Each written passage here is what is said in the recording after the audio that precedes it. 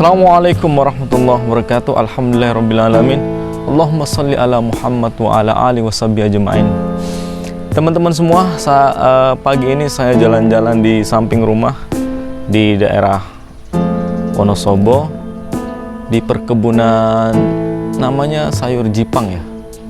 Saya nggak terlalu paham sayur-sayurnya, tapi suka makannya. Begitulah. Masih dalam suasana work from home karena sekolahan masih libur. Saya memanfaatkan lockdown ini untuk lebih banyak merenung dan membuat catatan-catatan inspiratif, baik yang saya tuliskan maupun yang saya videokan. Teman-teman semuanya, saya ingin sedikit bercerita tentang sebuah kisah yang sering diceritakan oleh guru-guru saya. Kemudian kisah-kisah itu saya tuliskan di dalam buku yang berjudul Jatuh Sekali Bangkit Berkali-kali, yang insya Allah akan segera terbit dan menyapa pembaca semuanya di toko buku Gramedia se-Indonesia. Kisah ini banyak versinya, tapi saya suka yang versi ini. Belajar kesuksesan dari binatang yang bernama kodok. Kodok atau katak, biar lebih kayaknya enaknya pakai kodok ya. Di sebuah hutan belantara, raja hutan ingin mengadakan hari peringatan kemerdekaan mereka. Ya, mirip-mirip lah bangsa kita merayakan setiap tanggal 17 Agustus sebagai hari kemerdekaan. Di dalam perayaan itu kemudian raja hutan singa ini meminta kepada seluruh penduduk hutan, seluruh binatang untuk mengadakan lomba-lomba memeriahkan hari kemerdekaan mereka. Ada salah satu lomba yang khusus diperuntukkan untuk binatang yang bernama kodok, yaitu lomba lari dan lomba lari kemudian memanjat menara. Dibuatkan tinggi menara itu. Pada hari H, seluruh binatang berkumpul di tepi jalan, di arena perlombaan, dan di bawah mengelilingi menara yang sudah disiapkan. Ratusan kodok kemudian sudah berbaris di start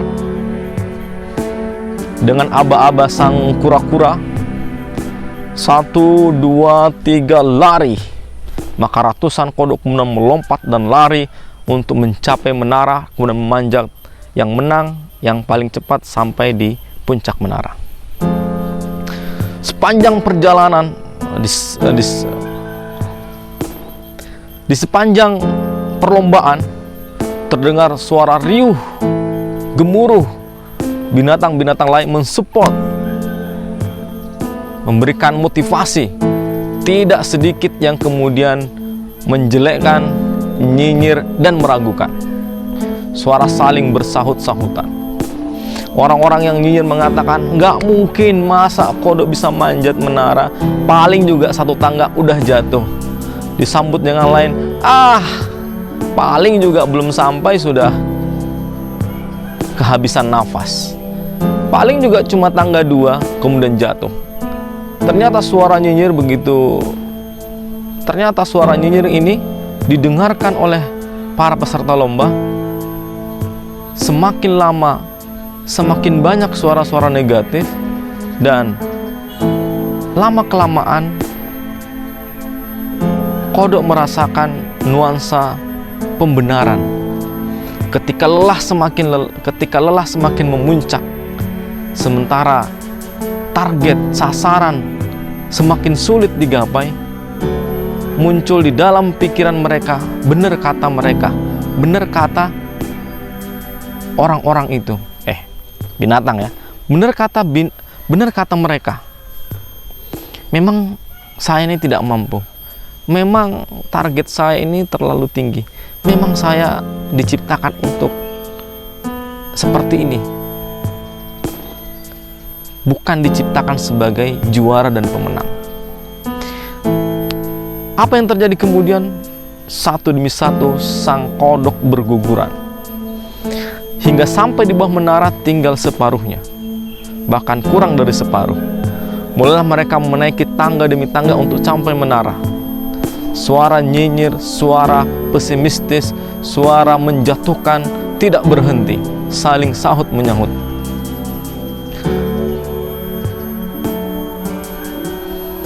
Satu demi satu berguguran, berjatuhan, satu demi satu berjatuhan dan berguguran. Sampai kemudian ada satu yang tetap bertahan dengan semangat dan gigih, meraih, melompat, memegang, terperosok, terpelintir, melompat lagi, memegang lagi, terus melakukan sampai sekuat tenaga. Binatang-binatang kemudian menyoraki dari bawah, memberikan semangat dan support.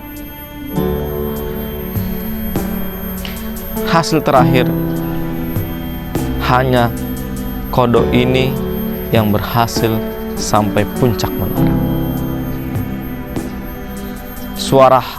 Suara gemuruh tepuk tangan dan sorai terdengar menggema di hutan belantara. Ketika kodok ini turun ke bawah, puluhan reporter, media, massa mengurumuni, mewawancarai, kilatan blitz kamera bertubi-tubi. Pokoknya orang ingin tahu apa rahasia kesuksesannya sehingga mampu mengalahkan rasa takut, mampu mengalahkan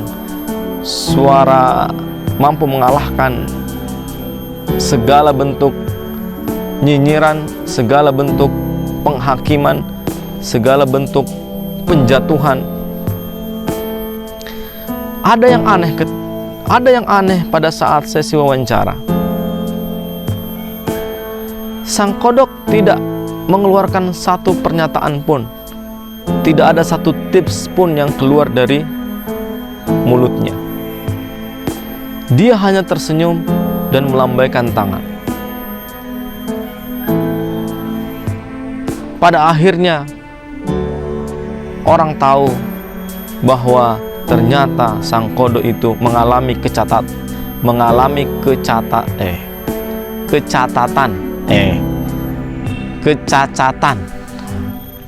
Belepotan nih kawan.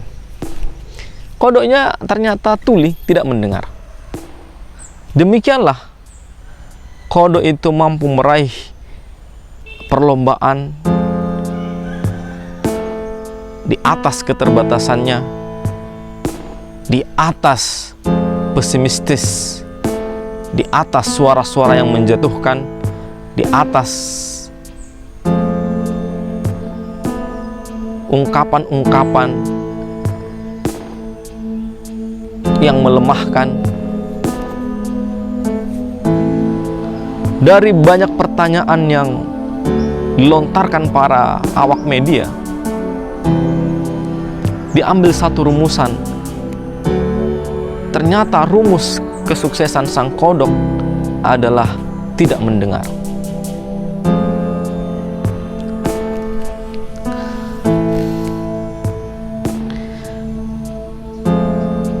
Ketika kita sudah mulai melangkah untuk memulai suatu impian, suatu tekad, maka kunci pertama yang harus kita lakukan adalah menulikan telinga, menutup telinga dari segala bentuk ucapan-ucapan yang menjatuhkan.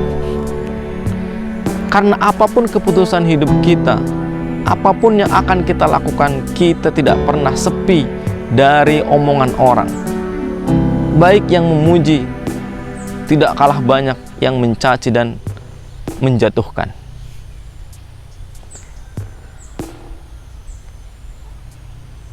Maka tutup telinga, tutup pendengaran, tetap melangkah.